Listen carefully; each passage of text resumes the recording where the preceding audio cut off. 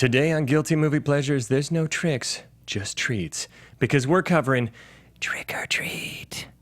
Welcome to Popcorn Talk, featuring movie discussion, news, and interviews. Popcorn Talk, we talk movies. And now, here's Popcorn Talk's Guilty Movie Pleasures. Oh, yes, ladies and gentlemen, Guilty Movie Pleasures, Halloween week. It wouldn't be an intro if we weren't doing the shake weight dance leading into it. Just shaking that weight. Yes, we are back. We're talking. There is nothing guilty. Before we even get started, there's nothing guilty about this movie. It is all a pleasure of a film. I love this movie so much. I think it's a perfect Halloween film. But before we get into the film, we have some special guests today. We have a special guest with us, Clark Wolf. Oh, hello. She's the host you. of Collider Nightmares. If you haven't seen it, you should check it out. If you're a horror fan, she's the horror guru. She knows everything about it, and her panels are amazing. They cover all kinds of things, all things horror. You can also see your short film. Yes. Remind me of the title again. It's The Drawing. The Drawing. Yes. On your social media, Bloody Disgusting just blasted it out. So she is an expert in this genre. We're very excited to have you. Thanks for being here. Thank you for having me. Where can they find you? Your handle and all that? Yes, you can find me at Clark Wolf, Clark with an E and Wolf with an E on all of the internets. All of the internets. All of the I love it. internets. Every single one of them. And we got Jesse McIntosh. He wandered into the studio again. I did. I just want to thank Clark for having me. You're welcome. Thanks for being here today. Good friend of mine brought me in for this special episode, so I appreciate it, Clark. Thank you very Anytime, much. anytime. So Jesse and I talked after last week's episode, because we did. Have you seen Texas Chainsaw Massacre 2? Oh, yeah. Because we did that last week. It was a debacle. I don't like that one. No. It has its fans. It really does. It has its fans, but it did not win me over with its... It didn't win us over either. And we had... It lost me over. Is that a thing? Is that a saying? We needed to cleanse the palate a little Yeah. bit. And I know that somebody is going to see the title of this video and not watch it and comment and go, "There's nothing guilty about this. Fuck you guys." Again, this movie is not guilty. I love this film. It's one of my favorites. That's why I wanted to do it, because two things. I don't think enough people know about this movie. Yep. I think this movie needs to be a Halloween tradition because it's fantastic. It's one of the best anthology films I've seen in decades, because it actually ties everything together in a really fun way. So it's not so... I feel like the VHS series and things like that have cool moments. Every one of these works. Yeah.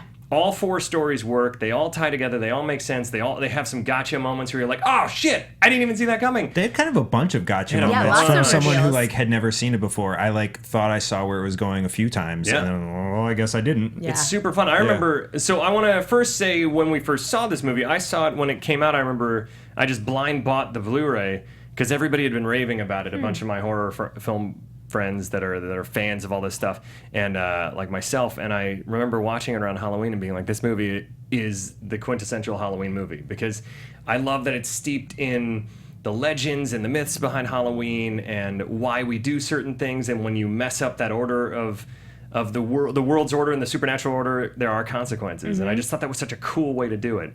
So I've been blown away by this movie, and I watch it almost every year. What about you guys? When did you... Jesse, you just saw it. I just saw it. I saw it yesterday. And yeah, I really liked it. Had you heard anything about it? I had not heard a single... Other than Ben raving exactly about it why we're doing starting this. last week. Exactly. More people need to see Trick or Treat.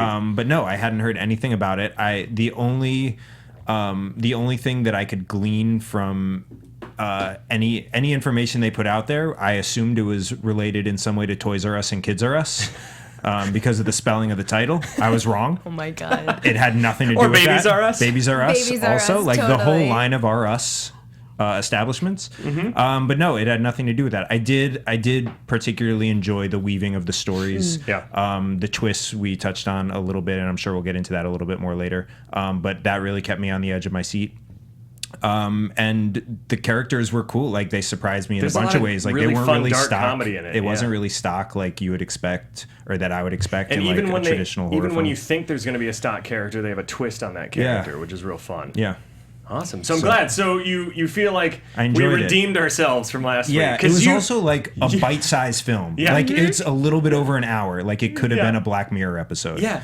You came in last week shell-shocked. Oh, my God. Like, I thought I was going to have to get therapy for Jesse last week. He just was like, oh, God. Texas Chainsaw 2 is upsetting. It is not a pleasant movie. So rough. It's not pleasant in, like, the action, and it's also not pleasant in, like, the experience of just generally watching a movie. I agree. It's unpleasant. I agree. Yeah. Again, I liked about 60% of it. Clark, how did you feel about this when you first saw it? So I think I remember Trick or Treat coming on Netflix years ago. I don't know if that's right or not, but I remember kind of like hearing about it in the horror world, but not having seen it. And then I think I had it on in the background. I wasn't really paying attention, and I just never finished it. You know, it was kind of one of those things.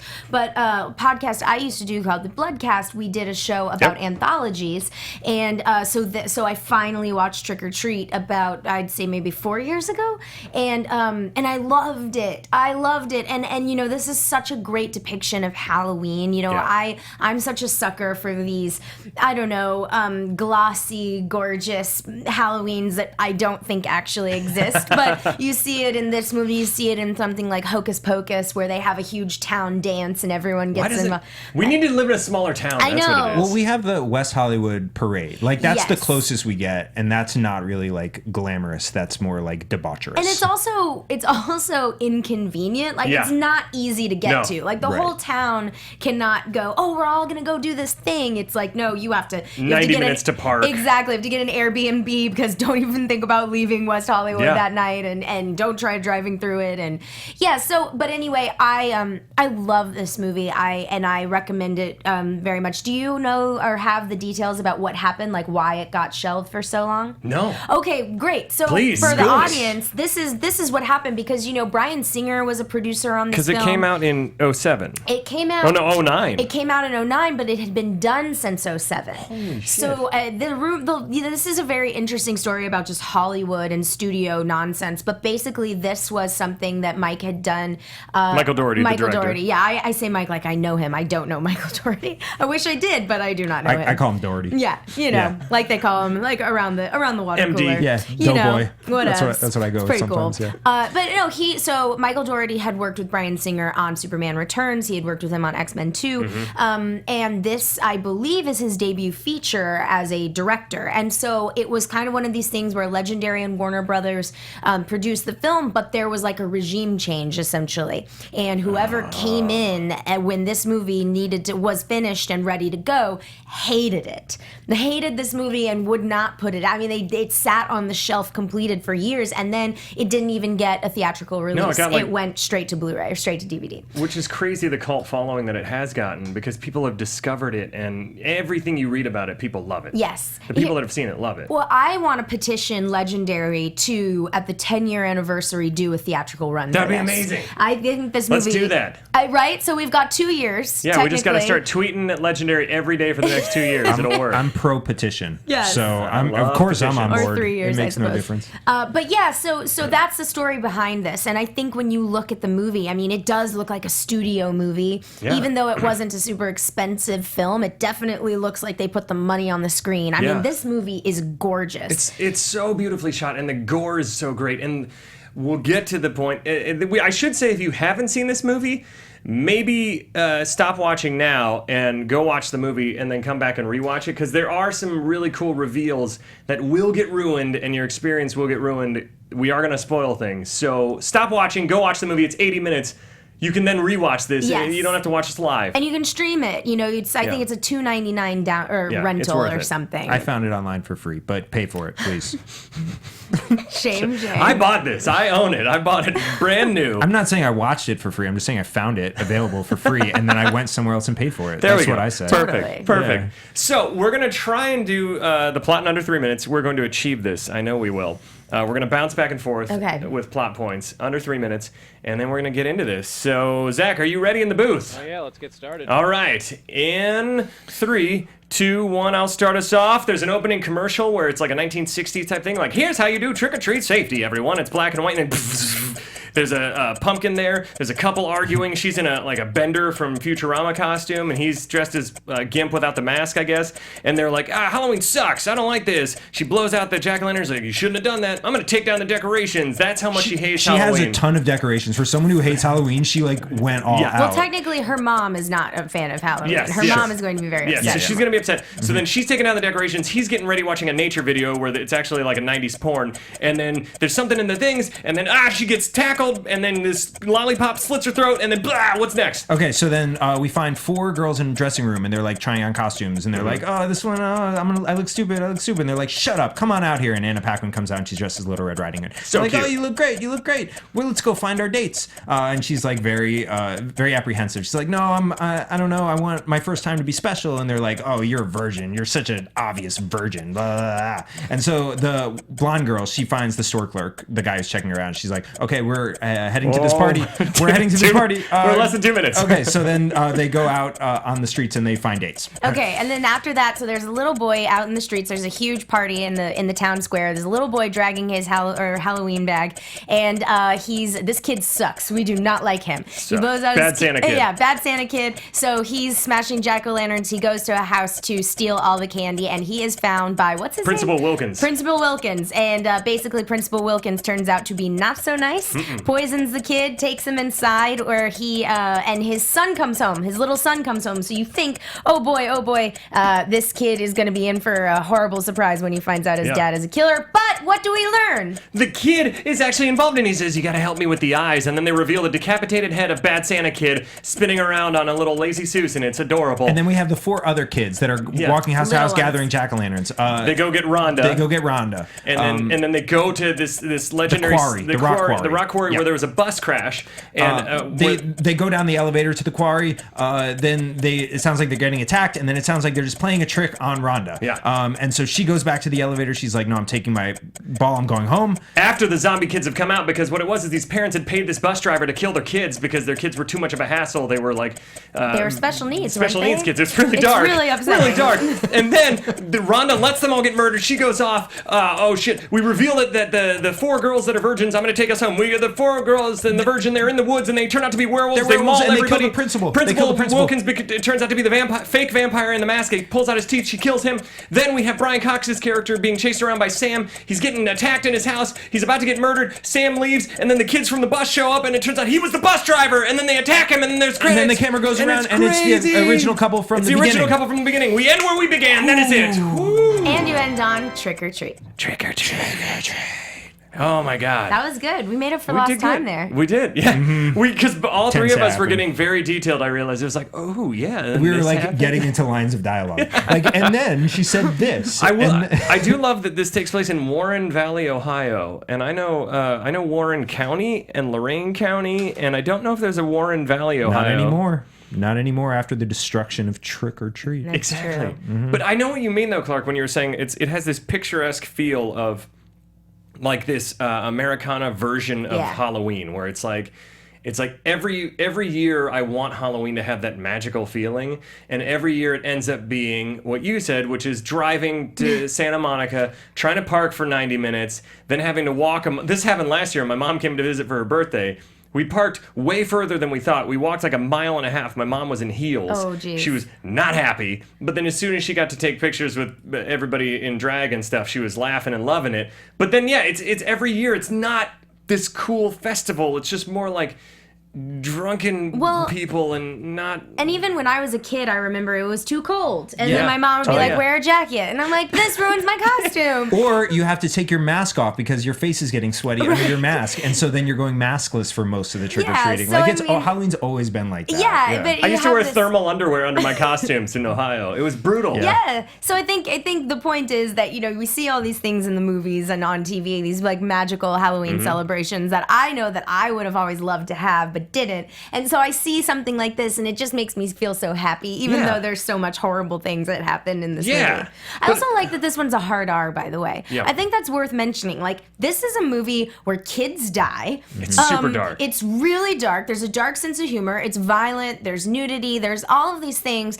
And yet, this is a I mean, it's not, I guess, big budget, but this is a studio horror film that was always going to be in our. You were never going to cut this down to PG-13, and I think that is so freaking cool that I almost feel like it's necessary. Like, I guess, sort of to piggyback off what you're saying, like, I don't know how many of them are hard R, like true horror movies, but I sort of lately need there's been a trend of the PG-13 ghost scare-a-thon where it's like, I would just rather they go for it, like commit to what you are and just be that, because like you know what you're getting when you go see a horror movie. I will say that even though it is gory, they're not gratuitous with it. No way. Which is what's awesome. That's what I love. Is like even when like the kids get killed and Rhonda's going back up the elevator, it's all just sounds of them being ripped apart, which makes this movie more fun for, I think, it bridges the gap between hardcore horror fans that have seen everything and that are super desensitized until this past week on Walking Dead, which fucked all of us up. But I won't say anything. No spoilers. Don't worry. But I'm still recovering. I just saw it last night. Anyways,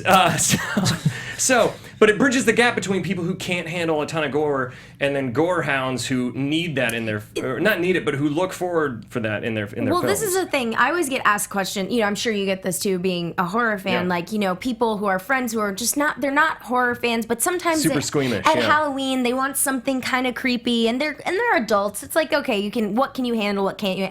I feel like this is a great adult horror movie to show to somebody who's like, I don't really know. I'm kind of on the edge, because there's nothing in here that's going to haunt your nightmares. No. But it is scary enough to where you go, okay, I feel like a grown-up who just watched a scary movie. It feels like an adult Halloween special, like totally. Simpsons Treehouse of Horrors, or like a Tales from the Crypt. Yeah. For now, that's what it feels like. It feels like it's a gateway drug to horror films. Everyone, so just try this, and then you'll never want to stop. I think a perfect example of that, not to like skip too far ahead here, but the scene where Rhonda and the other kid are going down the elevator into the quarry, and they're seeing jack-o'-lantern lights go out on the ground, and they're hearing screams. Like, if that were like a found footage type film, like that could have been absolutely terrifying. And I love the idea of like descending without being able to stop into your obviously like your demise. And they like, that was one of the moments where they like turned it around very briefly, where the kids come out and they're like, oh, we're just playing with you. And that sort of like got you back on track of like, okay, I feel safe watching this movie. And then it turns again. But just like that moment was so like, could have been so tense, and it was like 70% tense, like with kid gloves sort of. If that makes sense. I think that the tension in here works in a fun way. It never stops focusing on being fun. And to me, this movie is it's clearly made by people who love Halloween, who love the legends behind Halloween. And who love jack-o'-lanterns. The lore of it. Well, I watched the behind-the-scenes thing, and they were saying, I watched it last year, so my memory's a little foggy, but they were saying how all of it's based, every single one of these is based on a different lore within Halloween. That's and cool. how jack-o'-lanterns were if the candle went out, it was supposed to protect you from evil spirits. The candles and the jack-o'-lanterns, candy and good, like giving of goods to keep the evil spirits away. Obviously, Anna Paquin's is the Red Riding Hood and the wolf, obviously. But this movie is so much, and then the stuff with like in the 80s. That's what I love. I think this movie, especially if you grew up in the 80s. The razor blades and the candy. I remember checking my candy for razor blades. Yeah. And so when Sam is stabbing Brian Cox's character with a razor blade and a candy bar at the end, it's hilarious and creepy and fun all at the same time. I never checked him for poison. They never warned us against poison candy. I used to, if I would unwrap a piece of candy and there would be like a little hole in it, like looked like a syringe could have been in there, but really it was probably just the chocolate didn't seal, I would throw it out. My mom would check the candy with us before we ate it when we were real young, because there was this epidemic of fear that your neighbors were trying to kill you. People were really scared. My mom did not care. She did not check our candy. She was your like, mom was probably more rational. Your mom wasn't charting where you got like the Milky Ways from. It would have been nice if she cared a little, Mom. Putting stickers on each one so you can track which house. So wait, before you put it in your bag, this is from Mr. Anderson. Oh man, it's just I think it plays into the decades of Halloween traditions and things like that. So let's get into the movie itself now. Let's do it. I love the couple in the beginning. Her mom. So I must have missed that when I was watching it, That her mom was going to be mad? Is that why? Yeah, so basically she was saying that her mom is going to come to the house tomorrow morning. And so she's not going to be pleased with all of the Halloween decorations, so they need to take it down now so that her mom doesn't come and give them a hard time. But does her mom not have like seasonal awareness? Like, does she not know that it's Halloween? To be fair, their house was decked out. It was done up, Yeah. right. Yeah. So, I mean, maybe mom was like, what are all these ghosts doing here? I think that's the time to have... there are bloody limbs hanging from the trees, so mom probably wouldn't have approved. I think what it is the girlfriend's like a fan of Halloween, but the dude's a super fan. Right. And I think she let him go a little overboard this year, and now she's cleaning up. And I love the fact of the fake scare, the fake out scares in the beginning when you're waiting for one of those to be Sam or to be something underneath it when she keeps pulling the sheet away, especially when she looks across the street and there's the guy in like the Mike Myers almost purge mask waiting, and they let that tension build, and then, hey, well, guys, what took you guys so long? The car comes up and they drive off. And I love that kind of fake out scare. Because then once Sam, because I don't think we'd seen Sam at that point yet. See him. So when Sam jumps, you don't know if it's a rabid cat. You don't know what it is. It's making these weird like howling noises, and then you just see this half moon lollipop that's jagged slash across, and a ton of blood spray up on the sheet with these trick or treaters, and you're like, what? And that's your intro to the movie. And I remember the first time I saw it, I was like, I'm gonna love this if it keeps up this kind of energy. Sold. Yeah. And I think that Sam has become such an iconic character. You go to Comic-Cons and horror cons and people are dressed like him. And I think that's such an interesting, fun concept, especially when they reveal what he looks like, which is this which right is a here. pumpkin. A creepy, Evil pumpkin. But like the mask that he puts on is not like a human mask. Like he's not human underneath, and the mask he puts on also not human. Yeah. Right. Which I found kind of funny. Yeah. But like, there's also when you see people dressed as him, do they have breathing holes? Because his scarecrow mask has no breathing holes, and I was very concerned for his safety. I think Sam is otherworldly. He takes a few shots. Interesting. Yes, Yeah. I think This that's has a little Good bit point. of this has a little bit of Sam Raimi in it too, like when his hand gets blown Definitely. off later on, and it's moving along. and isn't it made of pumpkin guts? Yeah. He's basically a walking around. Yeah, I love this. Possessed pumpkin person. A live jack-o'-lantern essentially. Yeah, and so I mean, really, Sam's justified in all of his actions because anybody who destroys a jack-o'-lantern, that's like one of his family members. There you go. He's just avenging his family. Yes, That's is all. true. It's like the pumpkin version of Death Wish. That's what we watched. That's pretty much what we watched. So I do want to play the first opening commercial. Can we play clip number 1? This feels real. It doesn't feel made up. Time of the year, there are a few guidelines all ghosts and goblins should follow. Always stay on sidewalks. Never go to a stranger's house. And never go out alone. Jack-o'-lantern. Love it. Oh my god. I feel like we had to watch those kind of videos in grade school. I feel like there was... I never had to watch those. Maybe. You were so free as a child. Before This is amazing. Yeah, and I grew up in the South, so that's weird. In Ohio, there were several classes I had. I had like railway safety classes we where never had I'm that. still scarred. Are you serious? I'm still scarred to this life, to this moment. I'm still scarred to this life. I'm still scarred to this moment in my life is what I meant to say, and then I cut out half the sentence because there was this video where this brother and sister were playing on the tracks, and she gets stuck, and a train hits her, and it's clearly a pillow head. But the wheels go over it and smash it, and to this day I still have that image in my head. It scarred me because we lived by railroad tracks growing up, and I was Terrible. like, it's always so. Whenever the train, But I came mean, by, it worked, right? It Yeah, worked. You haven't been clearly hit by a worked. train. Not been so, hit by a train. Yep. So consider that a win. Consider that a win. So then we talked about at length the couple and the bad Santa kid. I think it's hard to. What's your favorite vignette in this? Because I can't decide, but I really, really love the Principal Wilkins. But I think I love them all equally. I don't know. I will say this. I want to give some love because the werewolf thing is so hard to do well. Yeah. I feel like, especially in this day and age, like with technology and stuff, it's just so hard to believe a werewolf story. But somehow, some way, I totally buy this. And every time I see that segment again and again, I love it more. And we always talk about, and with horror fans, like werewolf transformations, what the best ones themes are. And of course, your American Werewolf in London, The Howling. But there's some really, really good unsung Red Riding Hood mythology, whether it's In the Company of Wolves, which is like a weird 80s movie, that has an amazing transformation in it. And it's like a fairy tale, right? But this has, the girls are peeling their skin off and dropping it on the, and the puppet looks practical, and I love that. And so I really want to give like some real props to the werewolf segment. I think that's the best reveal. And especially because they set it up, and we'll play here's how they set up the werewolf theme. So you think that the werewolf vignette, you think that it's these girls pressuring their friend into having sex. Can we play the Virgin Territory clip number 2, please? You always wait for them to come to you. If you just tried a little harder, you wouldn't be a virgin at 22. What? Excuse me? It's practically stapled to your forehead. Oh, Lori, please do not listen to them. Okay, the key thing is to just be yourself. Being myself hasn't gotten me very far.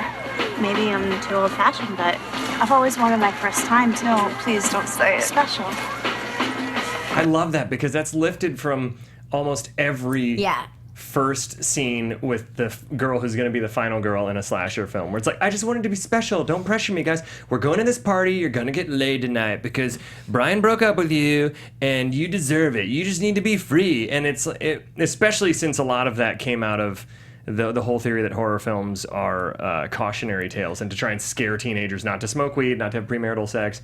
So that's so fun that they take this kind of trope and then flip it where what they're actually talking about is I assume she's never eaten someone before or fully werewolfed out. Right. In public. I like to think they were actually just still talking about sex. Yeah, and she's like killed a bunch of people. We're gonna have sex after we kill all these people. Yeah. The werewolf reveal is the best though. The fact that they don't just their skin doesn't just transform into it. It's like they're wearing human skin as a costume. Off. Yeah. The ripping off of the legs, it's so awesome. I think interestingly, I was like the least emotionally invested in their story until the reveal because of what you said, because like I recognize that trope and I was like, I'm not emotionally invested in these characters. I don't care about her plight as an attractive 22-year-old girl who's never had sex. Like that doesn't like resonate with me, and it seems a little manufactured. What happened when... And so, but then when it switched, I don't know. Like it was a really, really cool switch. I just wasn't already like emotionally invested enough to like find it super cool. Yeah. But like, I really appreciate what they did. Yeah. So I had like taking a little bit of a step back, I have a full appreciation for it. I just wasn't like there in the moment with them. I feel like the second time you watch it, it's gonna be awesome because every time I watch it now, I just notice little things that I love about it. Mm-hmm. That I love about how they hint at the fact that they're gonna maul all of these people. Yeah. I also like for half of the movie was sort of interested in the idea that like Rhonda maybe grew up to be Anna Paquin. Oh, and interesting. it was like being told on two different timelines. So like I was watching it with a little bit of an eye towards maybe that's what's happening here. Okay. So maybe that took me out of her story a little bit more also because I was like, well, I'm going to see what happens to Rhonda. So what's going to happen here? But yeah. I think that let's get into the Principal Wilkins and Bad Santa Kid, which will forever be known as Bad Santa Kid for me. Because this kid's a dick. This kid, you said it in the beginning, where he's just smashing pumpkins. He goes up to the thing where every neighborhood had that house that said, "We're not home, please take one." And there was always that asshole kid that got there before you and took all of them. And he's that kid till he gets caught by Principal Wilkins. And he teaches him quite a lesson, I feel like. Oh, my God. Absolutely. In fact, can we play because he's trying to school him a little bit, and they're trying to school us as an audience. Can we play clip number 3, the Halloween traditions? Whoop, what's happening? Ooh, club these trick or treat. traditions. Jack-o'-lanterns, putting on costumes, handing out treats. They were started to protect us, but nowadays, no one really cares. Because this whole movie, it's all about how Hallows Eve, Halloween, what is it? I almost said Yahweh. It's the other version. What's it called? Rhonda says it. I don't remember. We'll hear it later. But it's when the veil between the living and the dead is the thinnest, and these evil spirits can cross over, and you have to protect yourself. But nobody cares anymore. It's all about drunken debauchery and stealing candy. And then, can we play number 4? Because this is what happens after Bad Santa Kid has chomped down on this candy bar without checking it. There's another tradition. Very important. Always check your candy. So gross. That's even worse just hearing Just in it. audio, yeah, it's so bad. Oh, thank you. Oh, Delightful. man. Yes. I don't want to go on an improv riff with that because I don't want to have to hear it again. Oh, my God. But that is the always check your candy was what my mom always said back then. Oh, come on, Zach. You're killing me. Sweet. Thanks. The gurgles in that are really gross. So It sounds like gross. you're walking through like a muddy swamp. Like with just the isolated audio. I love that it's like a mixture of milk chocolate and blood Yeah, that he's barfing out all over the place. And it goes on forever. And I was watching it with Renee, my wife, last night, and she was like, "Oh God," she's like, "I can't listen to this. How much longer is this going to go on for?" I'm like 30 more seconds. Yeah, You'll be fine. Quite a long experience. It's the worst. It's Go make some popcorn. Yeah, it's fine. So, Jesus. God damn it, Zach. So, then he drags the body out to the back, and he's digging in the backyard, and you're introduced to Brian Cox's character, because after he chops off a finger and throws it to his neighbor's dog to distract him, and then Principal Wilkins' son comes home, and that's where you think you're misled, one of those other kind of red herrings where they're like, oh, the kid doesn't know, and his dad's like, hey, I'm not doing anything weird down here. Can we play the clip number 5, the Dad and Charlie thing? Daddy! I'm back from trick-or-treating! Billy, shh. Please be quiet. Why? Because you'll bother the neighbors.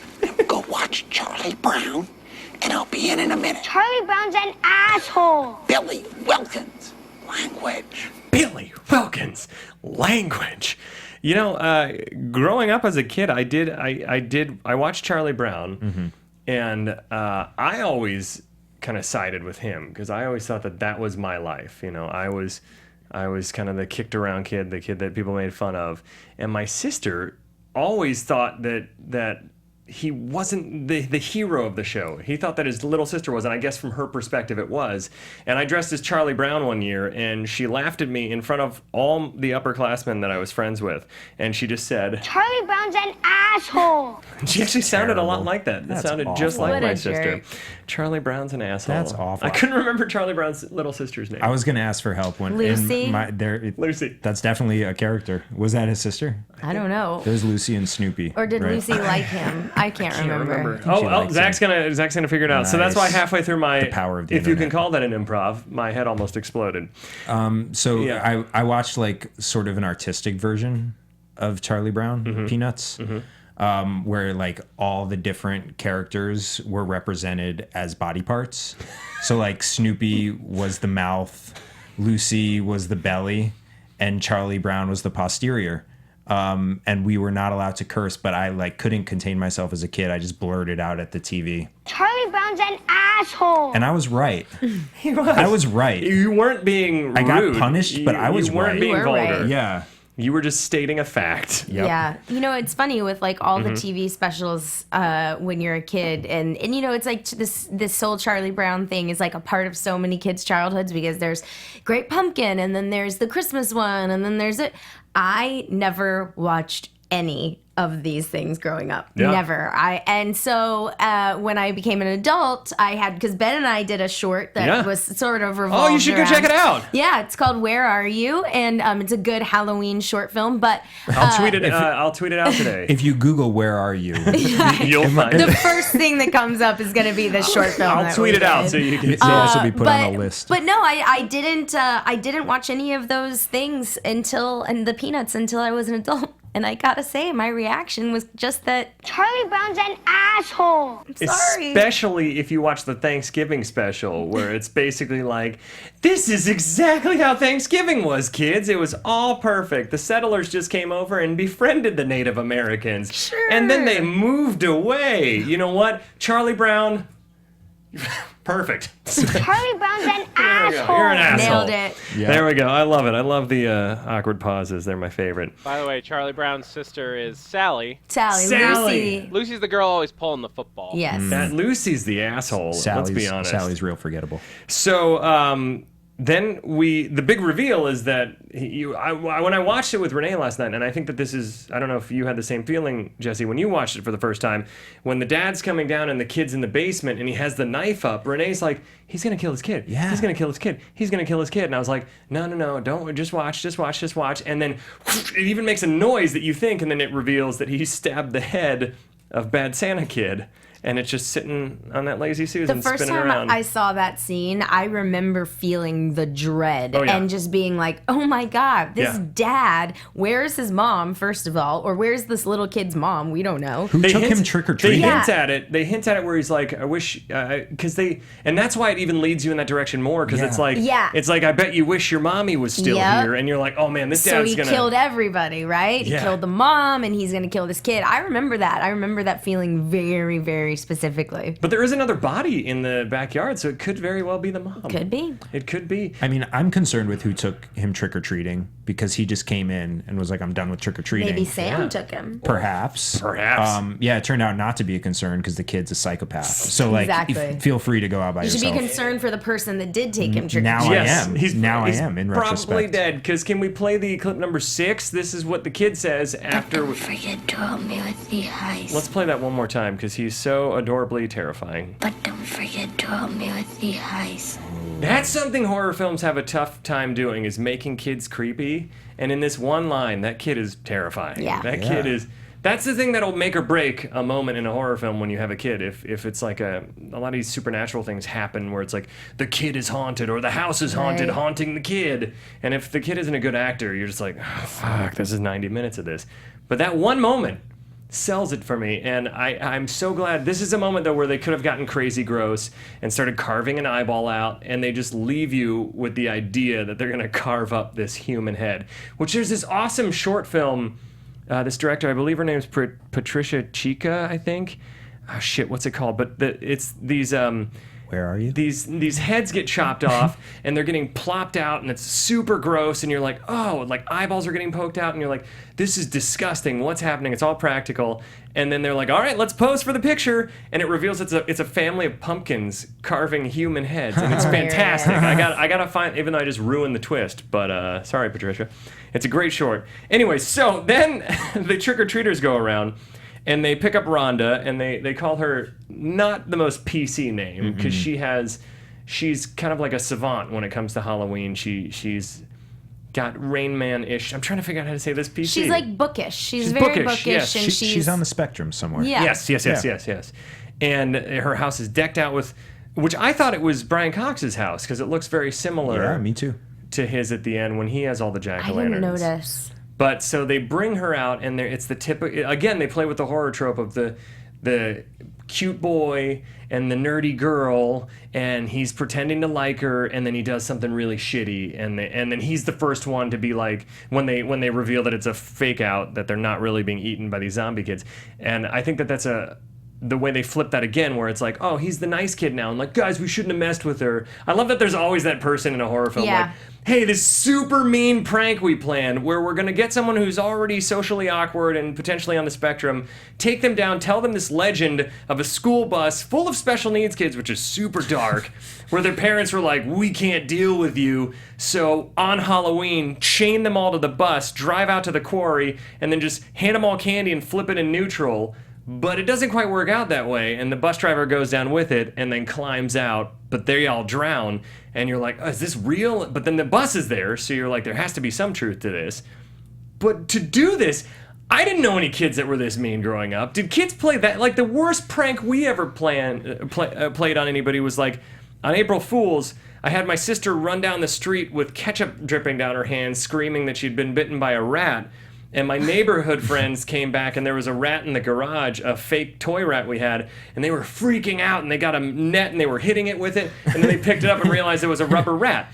But, like, clearly it was ketchup, and they just were really gullible. But that was, like, the worst prank we ever played. Not fake entrails and all that. That's so elaborate. Do these pranks really exist? I don't know, but I know that our mutual friend Chelsea, because we had just gone and seen a screening of Carrie, and I commented after the movie that, like, if anything remotely similar to Carrie had happened in my high school, especially during the prom scene, I mean, people would have just, like, rushed the stage to help and not just stand by and, like, point and laugh. And I didn't go to some magical, like, beautiful Unitarian school where everyone's nice. I went to, like, a regular high school. But Chelsea said, she was like, oh, kids in my school would have absolutely stood and laughed. Wow.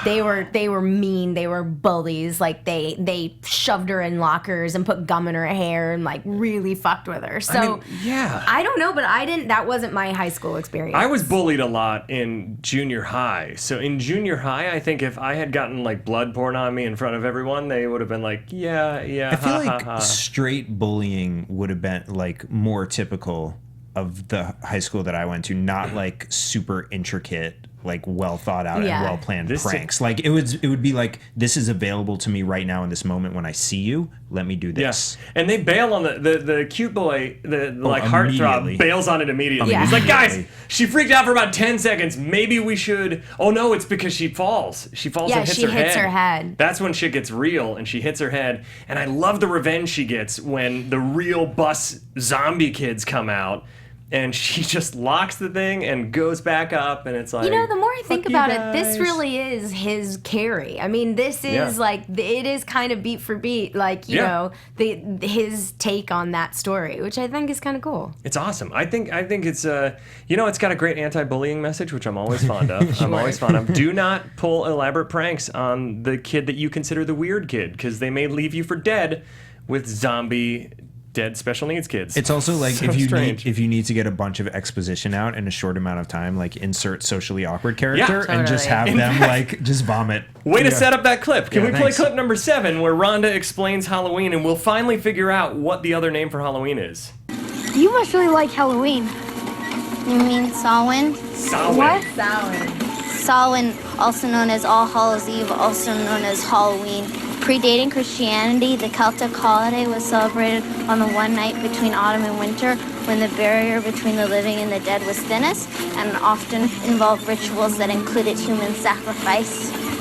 I mean, by that standard, this Halloween night in Warren Valley, Ohio is pretty tame compared to, run of the mill. It's just we're harkening back to old times. So did you think that real zombies were going to come out, the real zombie kids, or did you think it was going to end with a prank? Because you said you had I thought real zombies were going to come out. Okay, so you were just waiting for that to happen. Yeah, I was waiting for it. But yeah, what I was just saying was like it was still sort of softened. Like it was a softened version of what it could have been. And then, like you said, they immediately sort of revealed themselves when she hurts herself. So like she falls back and hits her head. Like there was no more chase after that. It was Except just for like, the angel girl. She was mean. Oh, she was pure and she evil. starts off like you think she's kind of nice. You think she's the nice one. Super mean. And she stays mean the whole time. She's the Rachel McAdams from Mean Girls mean. So this was the other reason why I thought it was parallel timelines, because she was blonde and like sort of similar to the friend who wanted Anna Paquin to get laid, and then Anna Paquin looked a lot like Rhonda. Okay. Interesting. So you're just waiting for that reveal. I was. Just like how I was waiting for Texas Chainsaw Massacre 2 to end. 40 minutes in a cave. So then we get to the werewolf reveal, and I love that she. Anna Paquin's friend is calling her saying, "We got a guy here for you." And the guy they pan off to is like a John Wayne Gacy dude in a baby diaper. Yeah. Strong costume, though. Like he made a choice and he committed to it. He committed. Yeah, something tells me he wears that costume 365 days a year. Something. He got him from a mental ward or someplace. Yeah. It reminds me of a Halloween costume I had one year where I went as Tom Hanks from Castaway and talk about freezing. It was in Athens, Ohio, where I went to college, and terrible idea, because I just had a loincloth and a sleeveless t-shirt that I wrote, "I'm a castaway" on it, and I carried around Wilson. And so for the entire night, it was maybe 20 degrees. Freezing, people trying to rip my loincloth off and trying to steal Wilson from me. Miserable night. What was I'm throwing this, so if you need a minute to think about it, what was your worst Halloween costume? Ooh, boy. What's the one that afterwards you regret? Because that one I really regret. Because it was not fun, and I just was trying to not be naked the entire night. I don't think I have one that I regret. I did one year. Halloween was like on a Sunday when I was in college. So like there was a weekend long celebration, and Friday I went as a fish taco. So I had like cheese and lettuce in my hair, and I had a towel wrapped around me with fish on it. And then Sunday, real fish? No, it was like the plastic print, fish. the print on the towel. Oh, okay, good. And then Saturday, I wrapped my arms in tinfoil and went as leftovers. So it was really like an arc, a costume arc. And if you can't think of your worst, what's your favorite Halloween costume? Yeah, I can't think of worst, but I had two that I really liked. One where nobody really got it, but I thought it was really funny.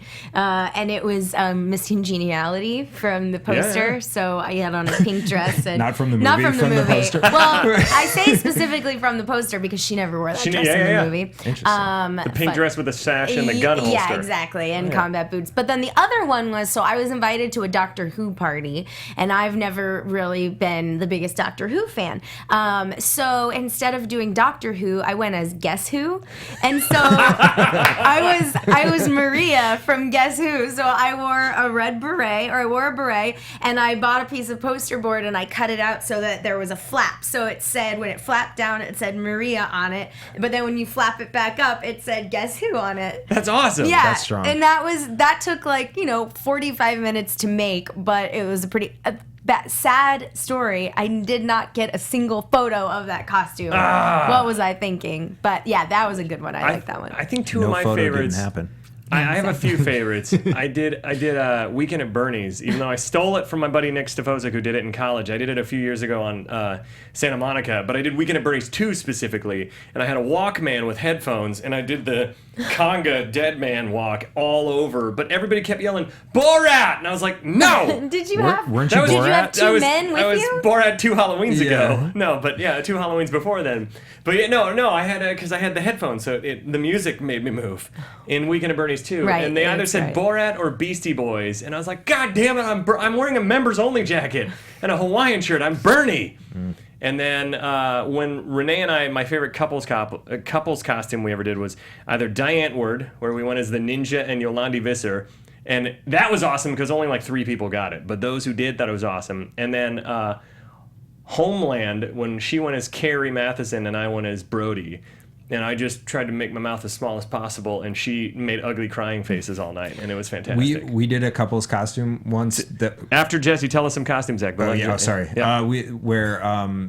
From Community, Troy and Abed, they did a tag on one of the episodes where they were Bert and Ernie, and so we went as Troy and Abed being Bert and Ernie. I saw a costume similar to that one year, which was in Team America World Police. Gary, the actor, dresses up as a terrorist, and it is the dumbest. It is so stupid and offensive and really bad costume. But I saw someone as Gary as the terrorist. That's fantastic. And I said to him, I was like, "Has anybody gotten this?" And he was like 2 people. 2 people. Everybody else just thinks I'm being super racist and super offensive. What do we got in there, Zach? What's Halloween's costumes do we have? So yeah, Best and worst. the chat's got some Halloween horror stories of their own. No, please share. TJ Dexter. What's up, TJ? Full on. Long-time fan, first-time commenter. No, I'm kidding. He's both. Long-time and all that. Go. Tell him. He put on a full-on leather Batman Begins costume in high school. Jesus. And then kept drinking the night. Not easy to go to the bathroom. Just go, man. Just go, TJ.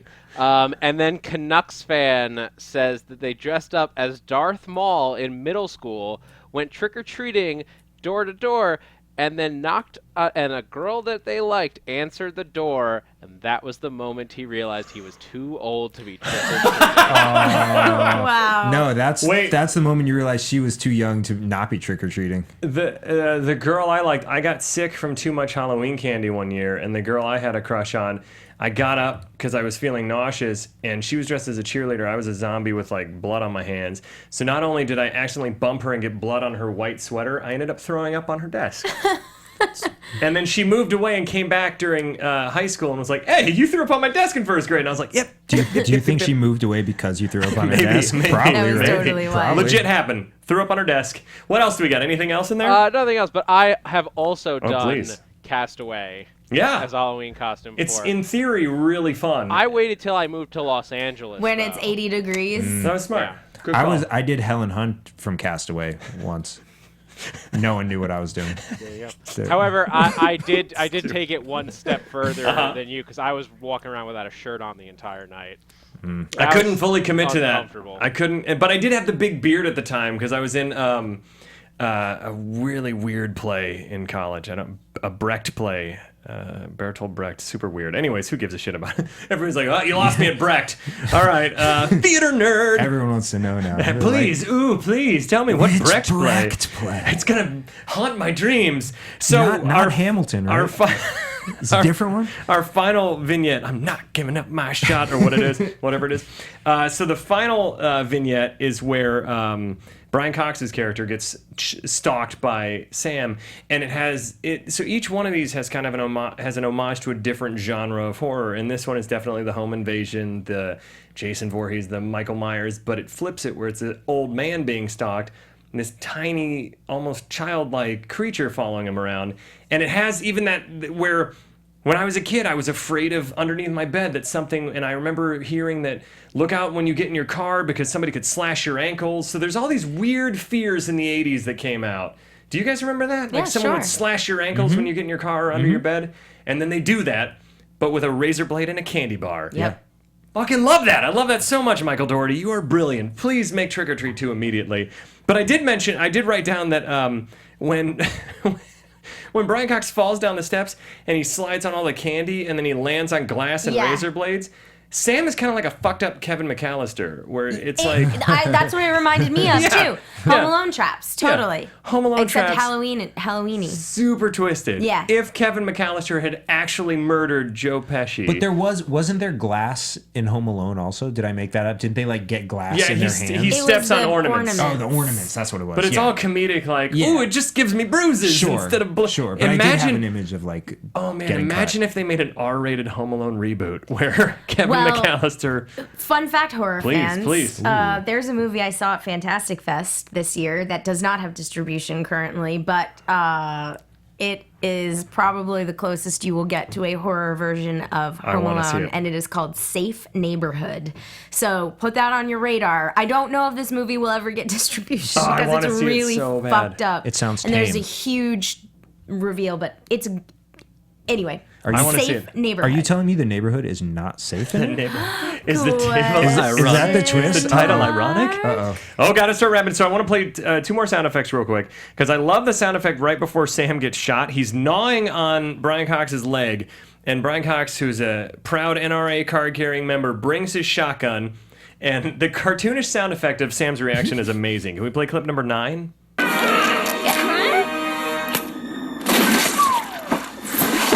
I don't know. We're going to play it one more time because there's a really quick moment where he goes, huh? So specifically listen for that.